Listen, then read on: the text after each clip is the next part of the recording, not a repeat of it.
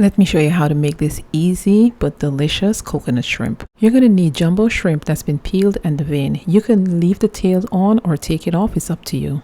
The first step is to season the shrimp, and I'm using salt, black pepper, paprika, and onion powder. Give it a good mix and then set it aside. Next, I'm going to place 2 eggs into a bowl. And the eggs are important. This helps the coating to stick to the shrimp when it's being fried. Be sure to beat vigorously so that the egg white and yolk blends well. And now it's time to prepare the coating for the shrimp. I'm going to mix sweetened shredded coconut and panko breadcrumbs. This is going to give you an insanely crunchy and extremely delicious coating. You can use unsweetened coconut if that's what you prefer, but I find that this gives it the best flavor. Now it's time to coat the shrimp, so I have all the ingredients laid out. First, dip the shrimp into the flour to coat it well, then place it into the egg.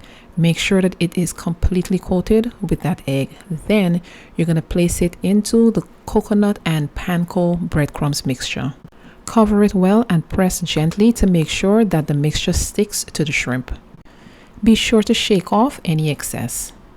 Once all of the shrimp is coated, then it's time to fry. Once the oil is hot and the fire has been turned down to a medium heat, I'm going to place the shrimp into the pot. Be sure to fry in batches so that the shrimp has enough room and does not crowd the pan. Fry on both sides until golden brown and crispy. Because it's shrimp, it will cook really quickly. Remove from the oil and drain on a plate lined with paper towel. And serve this up with sweet chili sauce. Thank you for joining me. The recipe will be linked below in the description box, and I'll see you.